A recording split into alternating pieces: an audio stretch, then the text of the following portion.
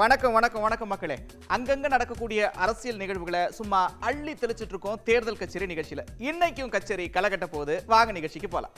தமிழ்நாட்டை வஞ்சிக்காத மாநிலங்களை மதிக்கிற ஒன்றிய அரசு அமைஞ்சாதான் இன்னும் நிறைய செய்ய முடியும். அப்பா நம்ம முதலமைச்சர் நல்லாவே நடிக்கிறார். என்ன அதீத நம்பிக்கை என்றார்கள். அதுதான் நம்பிக்கை. நம்பிக்கை தான் வாழ்க்கை. குழந்தைங்க வெயில் காலம் ஐஸ்கிரீம் விலையை கூட ஏத்துட்டீங்களா? படுவாவீங்களா? பதட்டப்படாதீங்க. இதுல யாரு பதட்டம் பண்ணோம்? நாங்க தான் பதட்டம் பண்ணோம். தம்பி, எனக்கு அடுத்த கட்சியை பற்றி தெரியாது.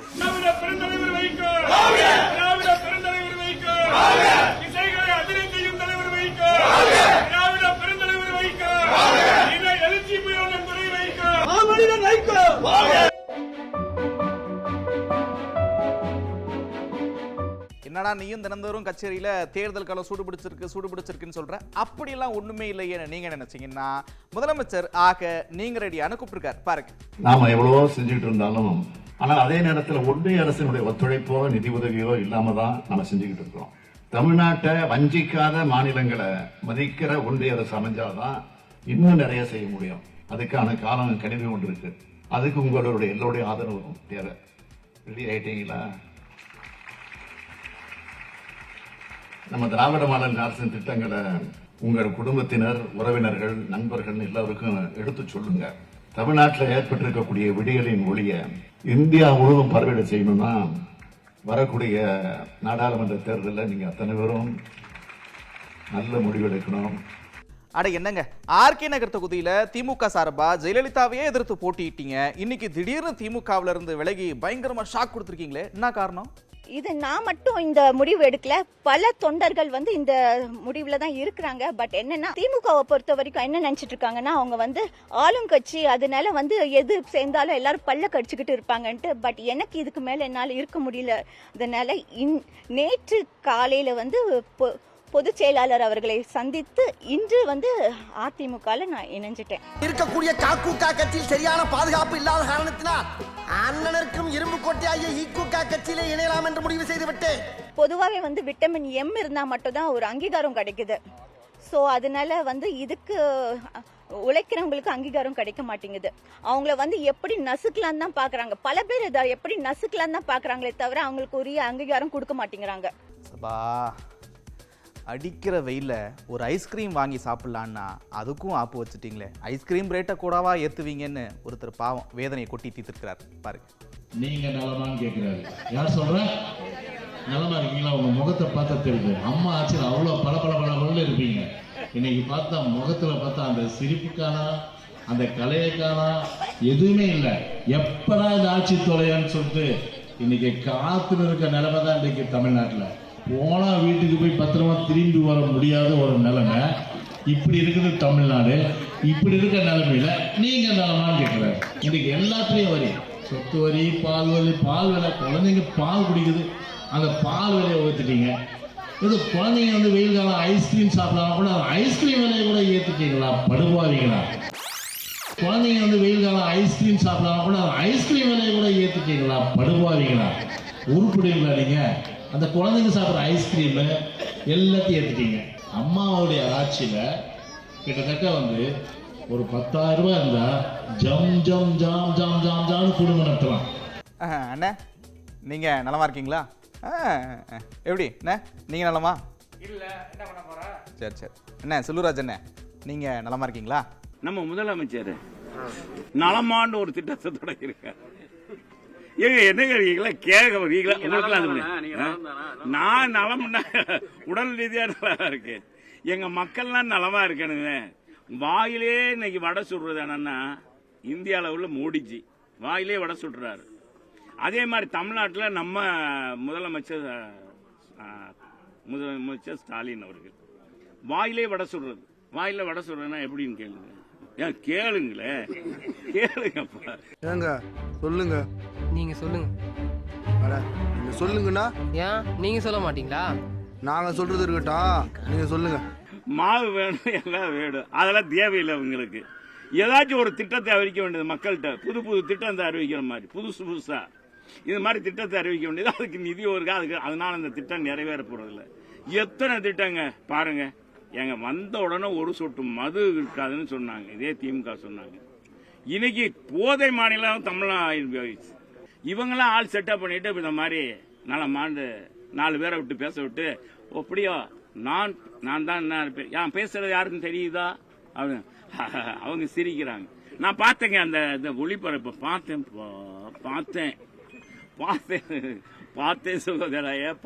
சகோதரா என்ன மாதிரி பேசுறாரு. நல்லா ஷூட்டிங் பண்ணிருக்காங்க. அப்பா நம்ம முதலமைச்சர் நல்லாவே நடிக்கிறாரு. அப்பா நம்ம முதலமைச்சர் நல்லாவே நடிக்கிறாரு. இங்க பாருங்க, ஒருத்தர் பயங்கரமா கூட்டத்தை கூட்டி எல்லாத்துக்கும் பரிசு பொருள், அரிசி இதெல்லாம் கொடுத்துட்டு இருக்காரு. இதெல்லாம் பார்த்துட்டு நீங்க ஏதோ தேர்தலுக்காக நடக்குதுன்னு தப்பா நினைச்சிடக்கூடாது. இது ரம்ஜானுக்கு வழங்கக்கூடிய நலத்திட்டம்.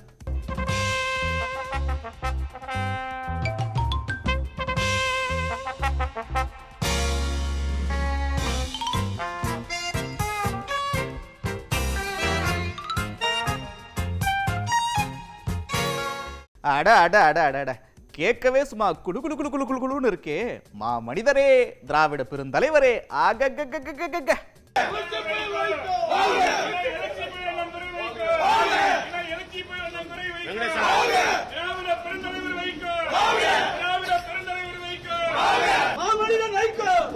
கவனித்தீரா?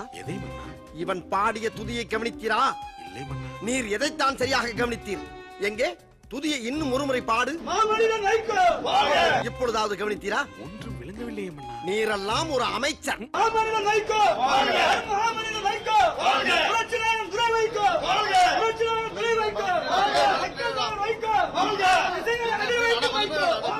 ஏய், நாங்கெல்லாம் யார் தெரியுமா?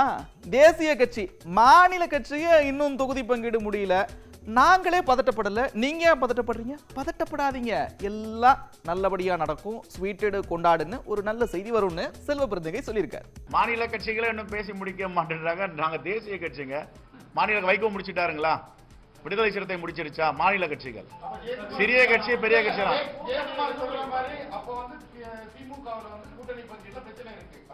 ஒரு பிரச்சனை கிடையாது. யார் சொன்னது பிரச்சனை இருக்கு? ஏங்க, என்ன அவசரம் உங்களுக்கு? ஏன் அப்படி பதட்டமா இருக்கிறீங்க? பதட்டமா இருக்குல்ல? பதட்டமா இருக்கா? ஒரு அவசரம், பதட்டப்படாதீங்க. எப்ப இருங்க, நான் அவருக்கு சொல்லிடுறேன். எங்களுக்கு ஒரு இருங்க. இதுல யாரு பதட்ட பண்ணோம்? நாங்க தான் பதட்ட பண்ணோம். நாங்களும் அமைதியா இருக்கணும். நீங்க பதட்டப்பட்டு இருக்கீங்க. உங்க முகம் ஒரு கம்பீரமா இருக்குங்க. இருக்குல்ல. இப்ப மாநில கட்சிகளை இன்னும் பேசி முடிக்கல. நாங்க தேசிய கட்சி ஒரு மாநிலமா முடிச்சிட்டு வராங்க. என்ன சொன்னீங்க? இதே பத்திரிகை நீங்களே சொன்னீங்க, சிவசேனா கூட கூட்டணி ஏற்படாது, என்சிபியோட கூட்டணி ஏற்படாதுன்னு கூட்டணி போட்டு ஒப்பந்தம் போட்டுட்டோம். அகிலேஷ் யாதவ் கூட இழுத்துட்டே இருக்கு, வராதுன்னீங்க. அங்க ஒப்பந்தம் பண்ணிட்டோம். ஆம் ஆத்மி வாய்ப்பே இல்ல, அறிக்கை கொடுத்துட்டாங்க. நீங்க அங்க கூட்டணி ஒப்பந்தம் வந்துருச்சு. பீகார்ல கூட்டணி ஒப்பந்தம் போட போறோம். எல்லா இடத்தையும் கூட்டணி ஒப்பந்தம் போட்டுட்டு வரோம். அதே மாதிரி தமிழ்நாட்டிலையும் போடுவோம். உங்களுக்கு இனிப்பான செய்தியை சொல்லுவோம். உங்களை கூட்டிட்டு போவோம். சாட்சியா வாங்க. போனாங்களா? எங்க இருந்தாலும் வாழ்கன்னு தான் சொன்னோம். அந்த அம்மா ஒரு விமர்சனமா பண்ணலையே. நாங்க அந்த அம்மாக்கு எல்லா மரியாதையும் கொடுத்தோம். காங்கிரஸ் தான் 3 முறை சட்டமன்ற உறுப்பினர் ஆகுச்சு. காங்கிரஸ் தான் கொறடா பதவி கொடுத்தது. காங்கிரஸ் தான் அகில இந்திய மகிழா காங்கிரஸ் தலைவருடைய பொதுச் செயலாளர் கொடுத்தாங்க. அவங்களை என்ன அங்கீகரிக்கல? எல்லாம் அங்கீகரிச்சோம். இப்ப இந்த அங்கீகாரம் அங்கே கிடைக்குமான்னு பார்ப்போம். என்ன, எப்படியோ ஒரு வழியா பாஜகவோட கூட்டணி அமைச்சிட்டீங்க. அடுத்து என்ன, தாமரை சின்னத்துல போட்டியிடணும்னு ஏதாவது சொன்னாங்களா? 2019 தனி சின்னத்திலேயே தமாக நாடாளுமன்றத்தை போட்டியிட்டதை நான் ஏற்கனவே நினைவு கூர்ந்தேன். அதனால எங்களுக்குன்னு ஒரு சின்னம் இருக்கும். அதில் போட்டிடுவது தானே எல்லா கட்சியினுடைய எண்ணமாக இருக்க வேண்டும். எந்த கட்சியும் யாரையும் தங்களுடைய சின்னத்திலே போட்டியிடும் என்று வற்புறுத்தாது. சார், நீங்க ஏன் தேவையில்லாத கேள்விகள் எல்லாம் கேட்கிறீங்க? அது என்கிட்ட போய் கேட்கலாமா? எனக்குன்னே வருவீங்களாடா? ஏன்ட்ட சரசம் பண்றக்கே உங்களை பெற்றுறாங்களா? தம்பி, எனக்கு அடுத்த கட்சியை பற்றி தெரியாது. நான் என்னுடைய கட்சியினுடைய தலைவர். என்னுடைய கட்சியினுடைய நிலைப்பாட்டை மட்டுமே நான் கூற முடியும். எப்படி போட்டு என்ன கிராஸ் பண்ணி குறுக்க முறுக்க கேட்டாலும் இதை தாண்டி என்னுடைய வாய் தடுமாறாது, தடுமாறவே மாட்டேன். அதாவது அண்ணன் மேடைக்கு மேடை பலவிதமான தத்துவங்கள், உலக தலைவர்களை பத்தி எல்லாம் பேசுவார். நீங்க பார்த்திருப்பீங்க. இப்போ அவரோட தம்பி என்ன சொல்லியிருக்கிறாருன்னு பாருங்க. நான் சொல்றது தமிழ்நாட்டில் கிடையாது, இந்தியாவிலேயே ஒரு கட்சி தொடர்ச்சியாக தேர்தலை எந்த கூட்டணியும் இல்லாமல் தன்னுடைய சொந்த கருத்துக்களை மட்டுமே விதைத்து முன்னிருந்து எப்படி எப்படி எப்படி எப்படி எப்படி தன்னுடைய சொந்த கருத்துக்களை மட்டுமே விதைத்து முன்னிருந்து ஒவ்வொரு நாளும் வளர்ச்சியை நோக்கி மேலெழுந்து நிற்கிறது என்று சொன்னால் அது இந்த நாம் தமிழர் கட்சி மட்டும்தான். இந்த கட்சியை ஒரு அச்சுறுத்தலுக்கு உருவாக்க வேண்டும். இந்த அண்ணன் செந்தமிழன் சீமான் அவர்களினுடைய கருத்தை ஏற்று நிற்கிற இளம் பிள்ளைகளை மிரட்டிவிட வேண்டும். அவரோடு நிற்கிற பிள்ளைகளுக்கு அச்சுறுத்தலை ஏற்படுத்துவதற்கு அவர்களுடைய பெற்றோருக்கு ஒரு அச்சத்தை உருவாக்க வேண்டும் என்பதற்காக என்ஐஏ போன்ற மிரட்டல்களை முன்வைத்தார்கள். அதையெல்லாம் எங்களுடைய தம்பி தங்கைகள் தூக்கி வீசிவிட்டு எழுந்து எதிர்த்து நின்றதை பார்த்துவிட்டு சூழ்ச்சி செய்து எங்களுடைய சின்னத்தை எங்கள்கிட்ட இருந்து பிடுங்கியிருக்காங்க. நம்பிக்கை அதானே எல்லாம்.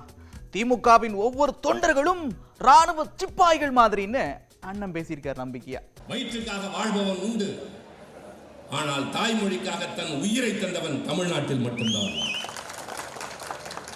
இதை அங்கே என்று சொல்லுகிறோம், எல்லா கருத்துக்களையும் சொல்கிறோம்.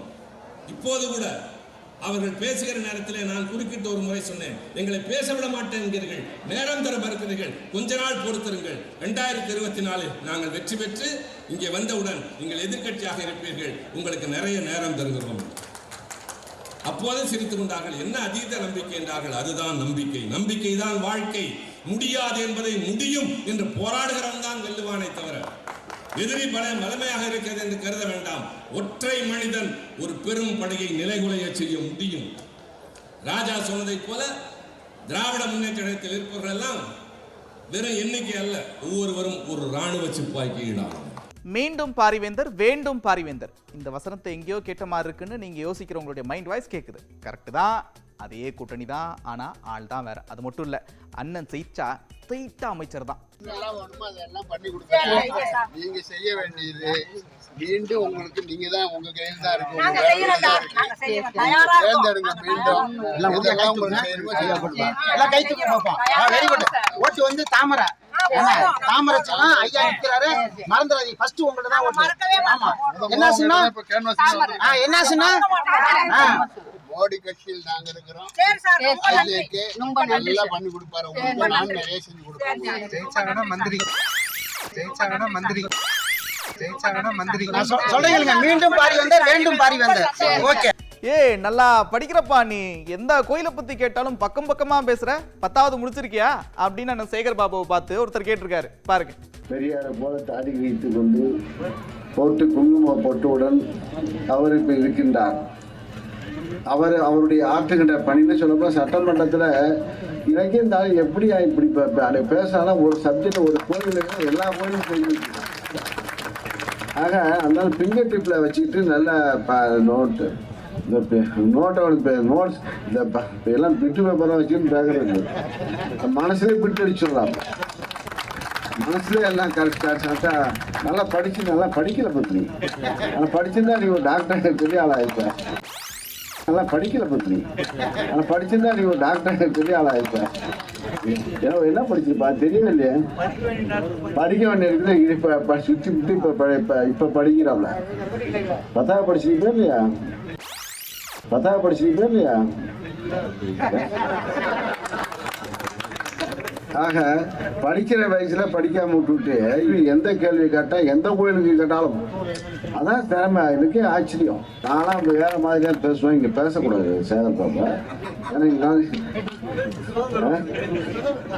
ஏன்னா நான் பேசுவேன் ஏசுவேன். அட எய்ம்ஸும் கட்ட மாட்டாங்க, ஒன்றும் கட்ட மாட்டாங்க. 5 வருஷத்துக்கு முன்னாடி ஒரு பூமி பூஜை, இப்போ எலெக்ஷன் வருது ஒரு பூமி பூஜை, அவ்வளோதான். மற்றபடி அவங்கெல்லாம் கட்ட மாட்டாங்கன்னு இங்கே ஒருத்தர் தெம்பா சொல்லியிருக்கிறார். யாருன்னு பாருங்க. நேத்து வந்து அந்த கம்பெனி எல்என்டி ஒப்பந்தக்காரர் வந்து ஒரு வாஸ்து பூஜை போட்டிருக்காரு. எங்களுக்கே தெரியும் இவங்க வாஸ்து பூஜை பூமி பூஜை போடுறதுக்கும் திறக்கிறதுக்கும் எவ்வளவு வேகமா சில விஷயத்தை திறக்கணும்னா எவ்வளவு வேகமா திறக்க முடியும்ன்றத சில விஷயத்துல பாத்துருக்கோம். இந்த பூமி பூஜை முதல் பூமி பூஜை போட்டது 4 வருஷம் ஆகி போச்சு. அந்த பூமி பூஜைக்கு அப்புறம் ஒரு செங்கல் வைக்கல. இப்ப திடீர்னு வந்து கான்ட்ராக்டர் வந்து எனக்கு வந்து ஒரு பூஜை போட்டு போயிருக்காரு. அது வந்து கவர்மெண்ட் ஃபங்க்ஷன் இல்லைன்னு அவங்களே தெளிவுபடுத்திருக்காங்க. ஆனா எய்ம்ஸ்ல வந்து டிகிரி வாங்கிட்டு போறவங்க ராமநாதபுரம் மெடிக்கல் காலேஜ்ல படிச்சுட்டு டிகிரி வாங்கிட்டு போறாங்க. இப்ப பண்றதுக்கான காரணம் சும்மா ஒரு போட்டோ ஆப்பர்ச்சுனிட்டி, உங்களை மாதிரி ஊடகங்களுக்கு ஏதாவது ஒரு தீரி போடணும், அதுக்காக ஒரு போட்டோ எடுத்து போட்டு சோசியல் மீடியால போட்டுருக்காங்க, அவ்வளவுதான். அட என்னக்கா சொல்றீங்க? பொதுவா தேர்தல்லாம் அனௌன்ஸ் பண்ணிட்டாங்கன்னா ஊருக்கு ரோடு போட்டுருவாங்க, தண்ணி எல்லாம் சரியா வரும், இப்படிலாம் நடக்கும். உங்க ஊர்ல அந்த மாதிரி எதுவும் பண்ணலையா? இன்னும் என்னெல்லாம் பிரச்சனை இருக்கு உங்க ஊர்ல சொல்லுங்க. நாங்க ஒரு சலவை தொழிலாளி, அது நான் அந்த ஒரே ஒரு காரணத்துக்காக ரோடு வசதி கிடையாது, மின்சார வசதி கிடையாது, ஒரு பைப்லைன் தண்ணி வந்தா கூட தண்ணி வண்டி உள்ள வர்றதுக்கு இடம் கிடையாது. நீங்களே பார்த்தா தெரியும், வாரங்கால வசதிலாம் எதுவுமே கிடையாது, அங்கங்க உடஞ்சி போய்கிட்டே இருக்குது. நாங்கள் இங்கே கோமதி நகரில் இருக்கோம், 20 வருஷமா இருக்கிறோம்.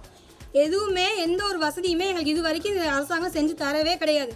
நாங்களும் பல இடங்களுக்கு போயாச்சு, புகார் பண்ணியாச்சு, எந்த ஒரு அரசாட்சியுமே எங்களுக்கு தீர்ப்பு அளிக்கவே கிடையாது இந்த நிமிஷம் வரைக்கும்.